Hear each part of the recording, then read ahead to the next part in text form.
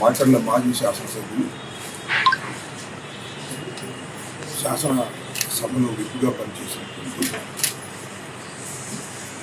పిన్నెల రామకృష్ణారెడ్డి గారిని పరామర్శించాలనేటువంటి ఉద్దేశంతో నేను గుంటూరు వన్ ఇన్ఛార్జ్ అయినటువంటి ఫాతిమా గారు, తాడిపల్లి ఇన్ఛార్జ్ అయినటువంటి డైమండ్ బాబు గారు, కుట్టిన సాంబయ్య గారు, సూర్యబాబు గారు అందరూ కలిసి రావడం జరిగింది. 98 రోజుల పాటు అన్యాయంగా అక్రమంగా నెల్లూరు సెంట్రల్ జైల్లో రాజకీయ కక్షకు లోనై సెంట్రల్ జైల్లో కారాగారం అనుభవించినటువంటి పిన్నెల రామకృష్ణారెడ్డి గారిని మేము నైతికంగా వారికి మద్దతు పలకాలి. జరిగింది అన్యాయం అని చెప్పేందుకు ప్రపంచానికి ప్రత్యేకంగా రావడం జరిగిందని నేను ఈ సందర్భంగా చెప్పవచ్చు. ఎంత అన్యాయమైన కేసు అంటే, ఒక మర్డర్ కేసులో 2 వ్యక్తులు చనిపోయారు. అది ఎలా జరిగిందో ప్రపంచం అంతా తెలుసు, స్థానికులకు మరింత బాగా తెలుసు. గుళ్ళపల్లి విలేజ్లో, గుళ్ళపాడు విలేజ్లో 2 వర్గాలు, ఆ 2 తెలుగుదేశం వర్గాలే. వారికి మధ్యన వర్గ విభేదాలు. ఒకే పార్టీకి చెందిన వాళ్ళు కొట్టుకుని చనిపోతే, వాళ్ళు చంపేస్తే రాజకీయ కక్షతో పిన్నెల రామకృష్ణారెడ్డి గారి మీద, వాళ్ళ సోదరుడి మీద పెట్టి అణచాలనేటువంటి ప్రయత్నం. అంతకుముందు కూడా కేసులో పెట్టి ఆయన 50 రోజుల పైచిలకు అదే జైల్లోకి పెట్టారు. దాంతో కక్ష తీరలా. అన్యాయంగా అక్రమంగా ఎందుకు చెప్తున్నానంటే, ఇది నేను చెప్పిన మాట కూడా కాదు. ఇది ఉన్నటువంటి శ్రీనివాసరావు గారు ఆయన ఘటనా స్థలానికి వెళ్ళి చెప్పిన మాట ఏంటంటే, 2 తెలుగుదేశం వర్గాలే, వాళ్ళల్లో వాళ్ళ ఘర్షణ వల్ల ఈ హత్యలు జరిగాయని చెప్పాడు. ఫస్ట్ రియాక్షన్ ఏంటి అన్యాయం నాకు అర్థం కాలేదు. తర్వాత ఎవరెవరో ఇంటర్ఫీర్ అవుతారు, చంద్రబాబు ఇంటర్ఫీర్ అవుతాడు, స్థానిక ఎమ్మెల్యే గారు ఇంటర్ఫీర్ అవుతాడు, మంత్రి గారు ఇంటర్ఫీర్ అవుతాడు. ఈ కేసులో, మర్డర్ కేసులో వాళ్ళిద్దరు సోదరుని ఇరికించేస్తే, వాళ్ళని జైలుకి పంపించేస్తే, వాళ్ళు ఇబ్బంది పెడితే రాజకీయంగా మాకు అడ్డంకి ఉండదు అని భావించి అన్యాయంగా కేసులో పెట్టి అరెస్ట్ చేసి సుప్రీంకోర్టుకు వెళ్ళారు, హైకోర్టుకు వెళ్ళారు. గత్యంతరం లేని పరిస్థితుల్లో కోర్టుకు హాజరయ్యారు. సుప్రీంకోర్టు ఆర్డర్ ప్రకారం 98 రోజుల పాటు అన్యాయంగా అక్రమంగా ఒక రాజకీయ నాయకుడు, శాసనసభ్యుడిగా ఒకసారి కాదు 3 సార్లు 4 సార్లు చేసిన శాసనసభ్యుడిని మీరు లోపల పెట్టే కార్యక్రమం చేశారు. కుట్రగా తెలుగుదేశం ప్రభుత్వం, చంద్రబాబు నాయుడు గారు, లోకేష్ గారు, స్థానిక శాసనసభ్యులు. ఎంతవరకు ధర్మమో ఒక్కసారి రాష్ట్ర ప్రజా నీకు ఆలోచించాలని ఈ సందర్భంగా నేను మనవి చేస్తున్నాను. ఎన్ని పెట్టినా 98 రోజులు పెట్టారు, 198 రోజులు పెట్టినా మేము భయపడే పరిస్థితులు లేవు. ముద్దుబారిపోయాం. ఏదో ఒక విధంగా ఈ అన్యాయాలని, అక్రమాలని ఎదుర్కోవాలనేటువంటి నిర్ణయంతోనే జగన్మోహన్ రెడ్డి గారి నాయకత్వంలో మేము పనిచేస్తున్నామని కూడా ఈ సందర్భంగా నేను చెప్పదలుచుకున్నాను. పోలీసులు లా అండ్ ఆర్డర్ ఉందా ఈ రాష్ట్రంలో? పోలీసులు ఏం చేస్తున్నారు? చంద్రబాబు ఊడిగం చేస్తున్నారా అని అడుగుతా ఉంటుంది. ఎంత ఘోరం అండి! అన్యాయంగా అక్రమంగా కేసులు పెట్టారు అంటే, చంద్రబాబు చెబితే ఎవరైనా కేసులు పెట్టేస్తారా? మర్డర్ కేసులో ఎంత అన్యాయం ఇది! శవం దొరికితే చాలు కేసు పెట్టేస్తారా? ఇది ఒక సంఘటన. మా ఇంటి మీద జరిగిన సంఘటన. పోలీసులు ఏం చేస్తారండి?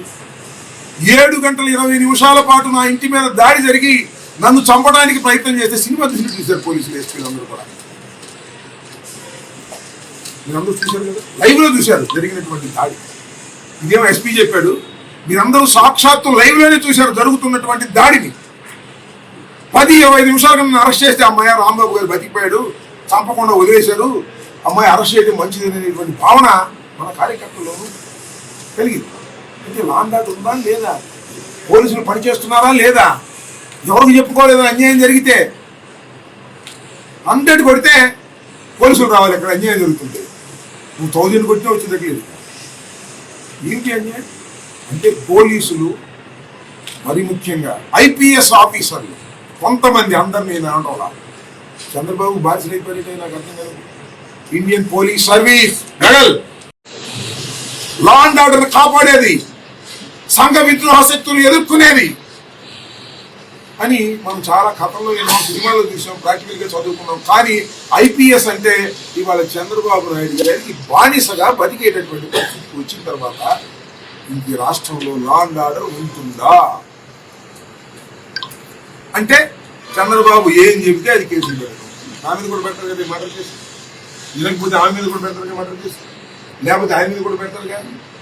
ఇంత దుర్మార్గమైనటువంటి పాలన జరుగుతుంది, ప్రజలు గమనించాలని కూడా మనం ఇదో పక్కన ఏదో జరుగుతుంటే నేను కాక మొన్న అనుకుంటాను నర్సరాపేటలో ఒక ఎస్పీ ఆఫీసులోకి, ఎస్పీ అంటే superintendent of police IPS, SP ఆఫీసులోకి ఒక ఎమ్మెల్యే గారు వెళ్ళాడు. ఆయనకి పని కాలేదట, అక్కడే కూర్చున్నాడు. కానీ ఎస్పీ గారు ఆయన మాట అనుకోని వెళ్ళిపోయాడు. ఎస్పీ గారు వచ్చేంత వరకు ఎక్కడే కూర్చుంటాను, అక్కడే కూర్చున్నాడు. ఎస్పీ గారు వచ్చిన తర్వాత తాళం వేసాడు. ఎక్కడ తాళం వేసాడు? ఇంటికాడ కాదు, ఎస్పీ గారు ఆఫీస్కి తాళం వేసి లోపల కూర్చున్నాడు. ఫోన్లు చేశారు చాలా మంది, వాళ్ళ పార్టీ ఆఫీస్ కూడా ఫోన్ చేశారు. సాక్షాత్తు ఐది సర్వశ్రేష్ఠ త్రిపాఠి వచ్చాడు. వచ్చి ఎస్పీ ఒక ఆఫీసు తలుపులు పగలగొట్టి లోపలికి వెళ్ళారు. ఎస్పీ ఆఫీసు తలుపులు పగలగొట్టి లోపలికి వెళ్ళారు.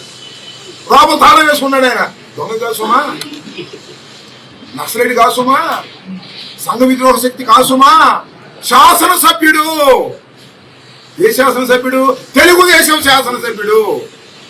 తాళాలు పగలగొట్టి లోపలికి వెళ్తే బాత్రూమ్కి వెళ్ళిపోయాడు. బాత్రూమ్ తాళాలు వేసుకున్నాడు. బాత్రూమ్ తాళాలు కూడా బాగా పట్టారు. ఇప్పుడు బయట తీసుకొచ్చారు.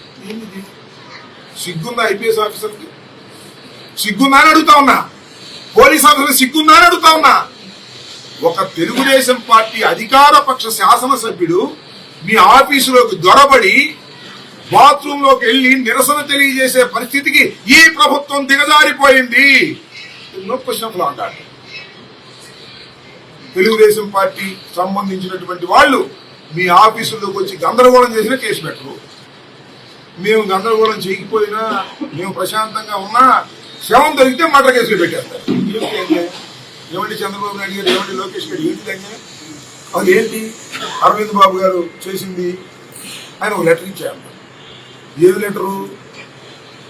పోలీసులు ఎస్పీ ఆఫీస్కి ఒక లీగల్ అడ్వైజర్ ఉంటాడు, ఒక అడ్వకేట్ వేయాలి. దానికోసం లెటర్ ఇచ్చాడు. ఫలానా సుబ్బారావు అని, ఫలానా శ్రీనివాసరావు వేయమని. దానికి ఇన్ఛార్జ్ లిస్ట్ కూడా సంతకం పెట్టాడు. అది 8 నెలల నుంచి అక్కడే పెట్టి కూర్చున్నాడు ఎస్పీ గారు. ఎందుకు పెట్టుకున్నాడు తెలియదు. అదే అరవింద్ బాబు బీసీ కాబట్టి పెట్టుకున్నాడు కానీ, ఎస్సీ కాబట్టి పెట్టుకుంటారు కానీ, బీసీ ఎస్సీ మైనారిటీలు కాబట్టి మాత్రం ఇమీడియట్ చేసేస్తారు. వాళ్ళ పార్టీలో కూడా గుర్తుపెట్టుకొని చెప్తారు. అంత విచక్షణగా ఇవాళ ప్రభుత్వాలు జరుగుతా ఉన్నాయి. అది మీరు ఎందుకు నేను చెప్పిన లెటర్ మీరు కన్సిడర్ చేయలేదని వెళ్ళి కూర్చున్నారు. కన్సిడర్ చేసి పంపిస్తాం లేదు చెప్పాలి. హిందీలో ఎందుకు పెట్టుకున్నారో తెలియదు. అదే అరవింద్ బాబు కాబట్టి చేయలేదు కానీ, అది ఇంకొక బాబు అయితే చేయకుండా ఉండేవాళ్ళ లేదు. నేను రామకృష్ణ వెళ్ళి బాత్రూంలో కాకుండా ఊరికి కాచిపారేసి లోకేష్తో మాట్లాడి ఇదే సొంత కాల్చేమనేవాళ్ళు. నన్ను రామకృష్ణ కాచిపారేసేవాళ్ళు. చూడడం దాన్ని అదేమంటే మా ఎస్పీ ఆఫీసులో దొంగదానికి వచ్చారు, మమ్మల్ని సంపాదన కాచిపారేసేవాళ్ళు. మరి మీ దుంపల దగ్గర రవీంద్ర బాబు మీద కేసున్నా పెట్టారా? పెట్టే దమ్ముందా మీకు? చేసుకోలేదు. అంటే తెలుగుదేశం వాళ్ళు ఏం చేసినా కేసులు ఉండవు. వైఎస్ఆర్ కాంగ్రెస్ పార్టీ వాళ్ళు ఏమి చేయకపోయినా కేసులు కట్టారు. ఇదే కదా నీతి మీరు చెప్పేది? ఇదే కదా ఐపీఎస్ ఆఫీసర్ చేసే పని? చంద్రబాబు చెప్పినట్టు, లోకేష్ చెప్పినట్టు, లేకపోతే మా గుంటూరులో ఫేమస్ అని చెప్పినట్టు ఇదేగా మీ పని. పోలీసింగ్ ఇంత దౌర్భాగ్యమైన పరిస్థితికి దిగజారిపోతే ఇంకా మానవులకి ఏమి రక్షణ ఉందని అడుగుతాం. మంత్రిగా చేసిన నాకు రక్షణ ఉండదు.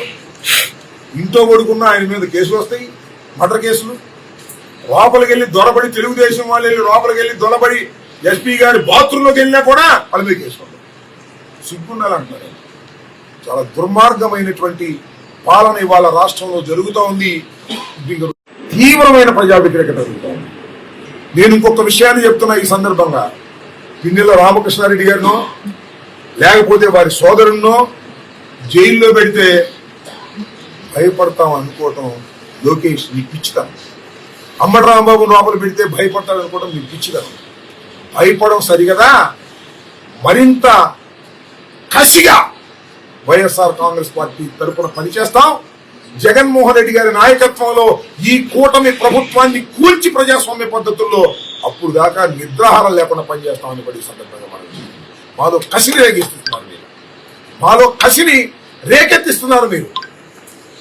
95 రోజుల పాటు జైల్లో పెట్టారు, 18 రోజుల పాటు నన్ను జైల్లో పెట్టారు, ఇంకా చాలా మంది నాయకుల్ని జైల్లో పెట్టి రాక్షసానందాన్ని అనుభవిస్తున్నారు.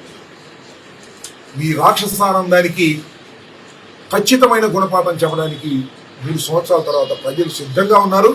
మేము కూడా ఖచ్చితమైన గుణపాఠం చెప్తామని కూడా ఈ సందర్భంగా నేను మనవి చేస్తున్నాను. ఈ రాష్ట్రంలో మరొకసారి చెప్తున్నా, పోలీసు వ్యవస్థ లా అండ్ ఆర్డర్ కుప్ప కూలిపోయింది. రక్షణే లేదు. ఎవరి కాళ్ళు రక్షణ కల్పించుకోవాల్సిన దయనీయమైన పరిస్థితి రాష్ట్రంలో ఏర్పడుతున్నది. దీన్ని రాష్ట్ర ప్రజానీకం అర్థం చేసుకోవాలని ఈ సందర్భంగా నేను సవినయంగా మనవి చేస్తున్నాను. ఓకే.